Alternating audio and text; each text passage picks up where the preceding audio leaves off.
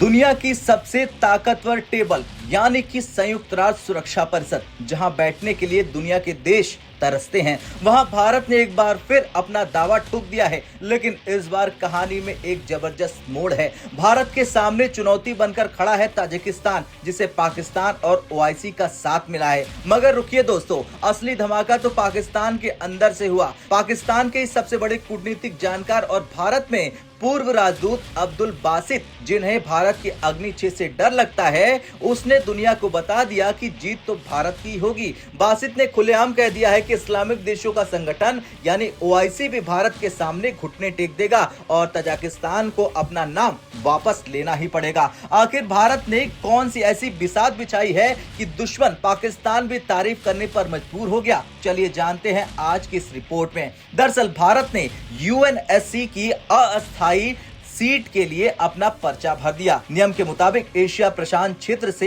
एक सीट खाली हो रही है। पाकिस्तान की कोशिश थी कि भारत के खिलाफ किसी मुस्लिम देश को खड़ा किया जाए और मोहरा बनाया गया ताजिकिस्तान को। पाकिस्तान ने जोश जोश में ओआईसी यानी कि इस्लामिक सहयोग संगठन से ताजिकिस्तान के लिए समर्थन भी मांग लिया, लेकिन पाकिस्तान की ये खुशी ज्यादा देर नहीं टिकी। भारत में पाकिस्तान के राजदूत रह चुके अब्दुल बासित कूटनीति की रग रग से वाकिफ है। उन्होंने एक इंटरव्यू में पाकिस्तान के अरमानों पर पानी फेरते हुए कहा, ताजिकिस्तान भारत के कद के सामने नहीं टिकता है। बासित का तर्क बहुत सीधा है, अफ्रीका का ताजिकिस्तान से क्या मतलब है? बासित ने याद दिलाया कि भारत और अफ्रीका के बीच हर साल होने वाली समिट्स ने एक ऐसा अटूट संबंध बनाया है कि अफ्रीका के 50 से ज्यादा देश भारत के लिए अपनी जान छिड़कते हैं। ये वो देश हैं जो कहने को तो ओआईसी के सदस्य हैं, लेकिन जब वोट देने की बारी आएगी तो वो ताजिकिस्तान नहीं बल्कि अपने भरोसेमंद पार्टनर भारत को चुनेंगे। और खेल यहीं पर खत्म नहीं होता है।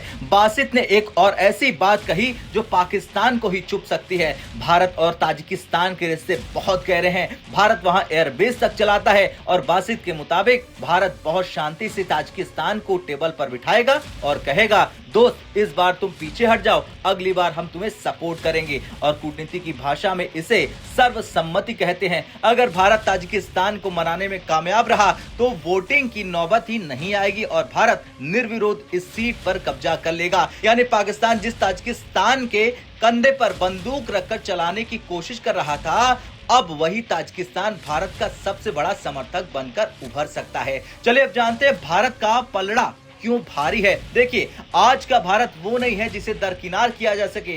ग्लोबल साउथ की आवाज बनकर उभरा भारत आज दुनिया की 5वीं सबसे बड़ी अर्थव्यवस्था है। अफ्रीका हो, अरब देश हो या मध्य एशिया, हर जगह भारत का निवेश और प्रभाव बोलता है। पाकिस्तान के एक्सपर्ट जानते हैं कि भले ही मंच पर पाकिस्तान शोर मचा ले, लेकिन बंद कमरे में इस्लामिक देश भी भारत की शक्ति को सलाम करते हैं। खैर, अब ये साफ है कि यूएनएससी की इस जंग में भारत की जीत लगभग तय मानी जा रही है। पाकिस्तान के पूर्व राजदूत का ये कबूलनामा इस बात का सबूत है कि अब कूटनीति के मैदान में भारत को मात देना नामुमकिन है। क्या आपको भी लगता है कि ताजिकिस्तान भारत के सम्मान में अपना नाम वापस ले लेगा? और क्या भारत को अब अस्थायी नहीं बल्कि परमानेंट स्थायी सीट मिलनी चाहिए? अपनी राय हाँ या ना में अपनी राय जरूर लिखें। जय हिंद।